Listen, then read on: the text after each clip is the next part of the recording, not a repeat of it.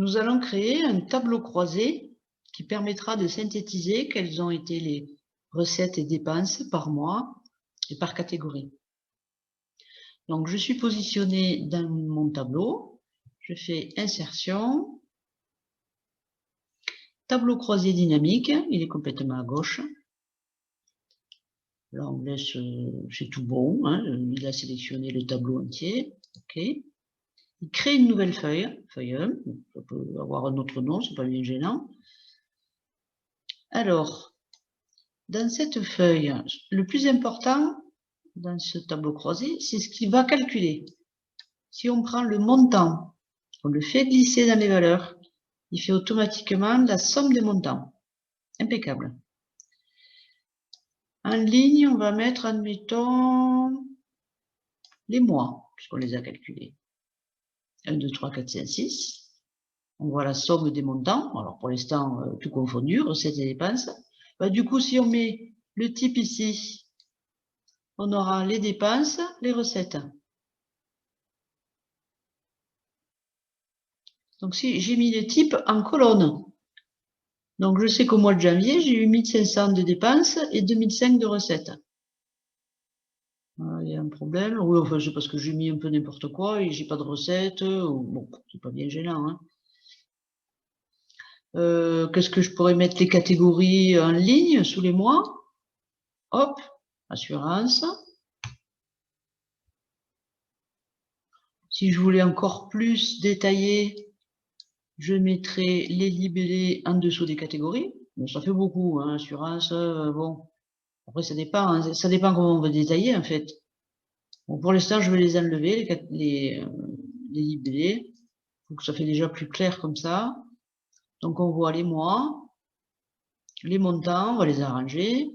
Alors, c'est pas la peine de passer par le format monétaire ici, parce que dès qu'on va réactualiser le tableau croisé, il va revenir sans décimale, sans rien. Donc, la mise en forme des valeurs, donc des montants, se trouve au niveau ici de cette zone calcul des valeurs. Donc, je prends la petite flèche au regard de somme de montants, paramètres, format de nombre, et là, je choisis comptabilité, 2 décimales, bon, très bien. OK. Voilà. Après, comment je pourrais l'arranger un petit peu? On pourrait aller dans outils de tableau croisé dynamique, tout en haut, hein, s'il faut bien être dessus sur le tableau croisé, sinon il n'y a pas de barre d'outils spécifique et il n'y aura pas cette partie-là, tableau croisé dynamique.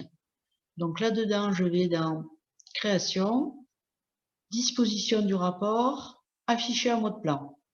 C'est plus joli, je trouve. Ou dans disposition en mode tabulaire. Voilà, mode tabulaire, c'est pas mal. Allez, c'est comme ça. Donc, je suis allé dans création de outils de tableau croisé dynamique, disposition du rapport, affiché sous forme tabulaire. Ça prend moins de place. Ma recette, je mets des... Oh tiens, je vais en profiter pour mettre un peu de couleur. Si je pouvais avoir des couleurs comme ça, là. Voilà, ça fait bien. Hein? Tant que je suis là, j'ai aussi dans Analyse, donc dans l'onglet Analyse, un graphique de tableau croisé dynamique. Je fais tout seul. Oui, alors évidemment, les recettes, il y a beaucoup de recettes et très peu de dépenses, hein, ce qui est pas très proche de la réalité, mais bon, j'ai mis un peu n'importe quoi comme valeur. Avec une courbe, ça ferait peut-être plus sympa. Ouais, sauf qu'il y a les recettes tout en haut, évidemment. Ou un secteur. Pour l'instant, on va le mettre comme ça. On va mettre un secteur. Tac. Je vais le pousser après. Oh, je vais le pousser maintenant, ça sera fait. Donc, je mets mon secteur ici.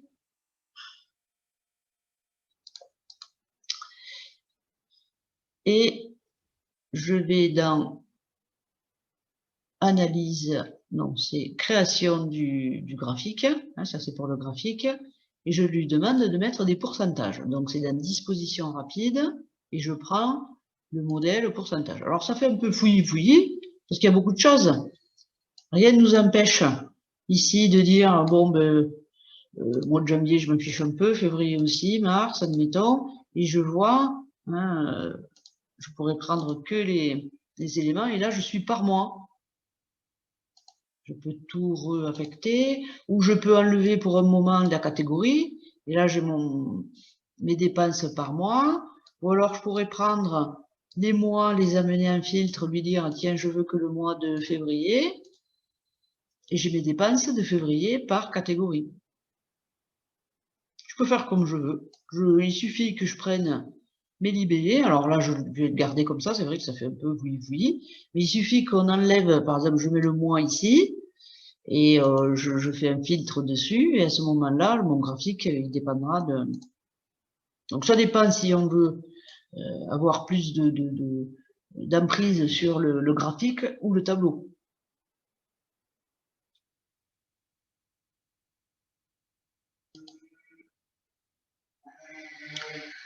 Donc, il faudra bien penser à actualiser le tableau croisé chaque fois que vous aurez saisi des nouvelles dépenses ou recettes. Alors, par exemple, tiens, qu'est-ce qui nous manquait là un peu il y avait ici, voilà, on n'a pas fait de dépenses. On n'a pas fait de dépenses au mois de juin. On va faire un petit peu. Hein. Alors, on va mettre le 5 juin. Allez, je vais faire une grosse dépense de nourriture, de loisirs, on s'en fiche. Donc, allez hop, 852. Je reviens ici, je reviens dans mon tableau croisé. Il n'a pas bougé d'un poil.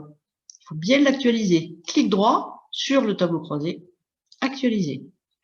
Et mon mois de juin, voilà, il y a de la nourriture à 852, donc évidemment. Voilà, pour les tableaux croisés. Il y aura un autre chapitre pour aller faire des choses un petit peu plus évoluées. Mais là, pour un budget, ça suffit amplement. Hein.